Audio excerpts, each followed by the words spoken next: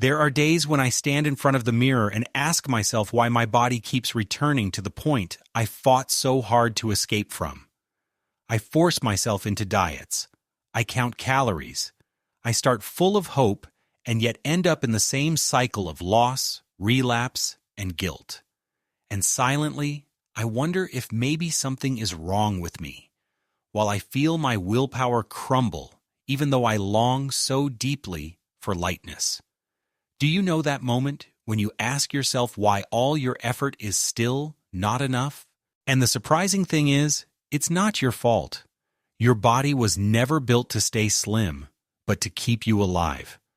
The moment you lose weight, your brain reacts as if danger is approaching.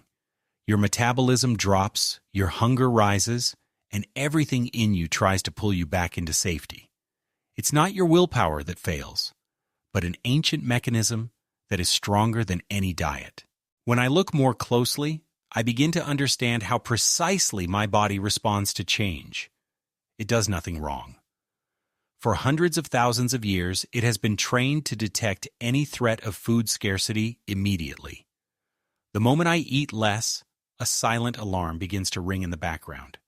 My metabolism slows down like a dimmed light switch, and hormones that increase my hunger take over. For my body, a calorie deficit doesn't mean self-optimization. It means survival. It doesn't understand summer body. It only recognizes danger. Sometimes I see myself like a little stick man caught between two forces, my desire for change and the ancient protective mechanisms of my brain. While I try to stay disciplined, this mechanism unconsciously pulls me back, and every failure feels as if I am the problem, even though it's just a natural reaction. In Japan, however, people grow up in a completely different rhythm. There, they don't work against the body, but with it. Children learn early to appreciate the taste of unprocessed foods, so their preferences are shaped not by sugar, but by simple, natural flavors. The body isn't forced into a fight, but gently guided in a direction it can accept. Even the way they eat, slowly, in small portions, with consistent meal times, calms the inner signals instead of overwhelming them. And as I begin to understand this, I realize it was never weakness when I slipped back. It was my body trying to protect me, even when I misunderstood it. When this connection became clear to me, I felt a strange relief for the first time. I wasn't the problem. I had never been weak-willed, never undisciplined, never not enough. I had simply been fighting against a system that is stronger and older than any intention I've ever set for myself. My body wasn't sabotaging me. It was protecting me. And suddenly something shifted inside me. Maybe I don't have to force myself anymore. Maybe I don't need a war against myself, but an environment that works with me. What if the point isn't to fight harder, but to design smarter, just like people in Japan do? When I stopped seeing myself as the enemy, I realized that I needed a new system. Not a system that forces me, but one that guides me. The Japanese do exactly that. They shape their environment so the body doesn't have to fight. And the more I looked at these small habits, the more I understood that change doesn't happen in big leaps, but in quiet, repeated actions that my brain can perceive as safe. The first habit I adopted was the way I understand taste. In Japan, children learn early what real food tastes like. I imagined my little stick man holding a processed sweet in one hand and a piece of fresh fruit in the other. At first, he reached hesitantly for the natural one, but with each repetition, he recognized that his body responded more calmly. I began replacing just one processed item per week, and eventually, I noticed how my cravings slowly shifted, without pressure, without a fight. A second step was redefining convenience. For a long time, I believed that fast automatically meant unhealthy. But in Japan, it's the opposite. There, my stickman stands in front of a small shop and reaches for a bowl of rice with fish instead of a greasy snack. And suddenly, I understood. I wasn't failing because of my discipline, but because of my environment. so I made it easier for myself to choose well. I put healthy options visibly in front, removed the wrong temptations from my sight, and felt my body resist less and less. Then I learned what it means to eat only until 80% full, a small bowl, a quiet moment, a breath in between. At first it felt unusual, almost incomplete, but over time I noticed how my body felt lighter, how my digestion became calmer, and how my mind stayed clearer. My stick man sat at a small table, took smaller bites, and waited for his body to send the signal I had ignored so many times. Another step was my relationship with sugar.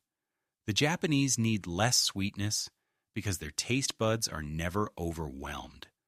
I imagined my stick man looking at a tiny Japanese dessert cube, neat and minimalist, and how satisfied he seemed even though the portion was small. The more I reduced sugar, the more sensitive my taste became. Things that once felt normal suddenly tasted overwhelmingly sweet. And for the first time, I felt that I wasn't depriving myself. My body was simply becoming clearer. Even my eating rhythm gained structure. I began sitting down at fixed times again, as millions of people in Japan do. Breakfast before 9, lunch before 1, dinner before 8. My stickman follows this quiet order, and I felt my hunger becoming more predictable. The chaotic evening attacks gradually faded away. My body loved this rhythm because it meant safety. Then I began to see movement differently. Not as an obligation, not as a strict plan, but as a natural extension of my day. I walked more, took the stairs more often, moved between tasks. My stickman hopped, ran, spun, not to burn calories, but to live a life in motion. And with every small step, I felt more like someone who isn't struggling, but simply living. Finally, I learned to eat slowly, every meal like a small ceremony. No phone, no multitasking, just me, my breath, and the food in front of me. My stickman held the chopstick slowly, placing each bite with care. And suddenly I realized how much less I needed to feel full. The deeper I understood these habits, the clearer one truth became. I don't need to overpower myself. I just need to realign myself, not through big changes, but through quiet, repeated steps that my body can accept, exactly as people in Japan do. When I look back, I realize how often I fell into the same traps.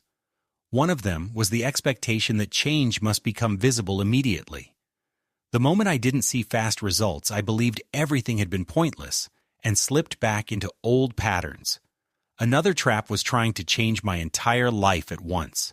I took on too much, lost track, and felt crushed by my own expectations. Often, I also let my environment steer me without realizing how strongly it influenced my decisions. Only when I began to honor small steps and quietly adjust my conditions did my body finally find the calm it needed.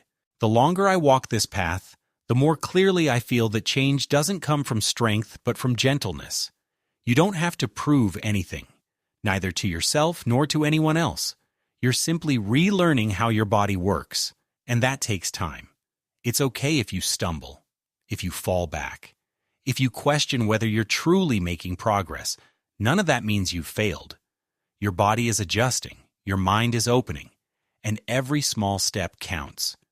You don't need to be perfect. 1% each day is enough, and you're already on your way. By now, I no longer see myself as someone desperately trying to become better. I recognize that I am already someone who is growing, step by step, in a quiet and steady way. My body and my mind are not working against each other. They are simply finding their rhythm again. And maybe the same is true for you. You're not searching for a new identity. You're just returning to the version of yourself that has always existed within you. If this path has given you something, continue with me, so we can learn together how change can become effortless.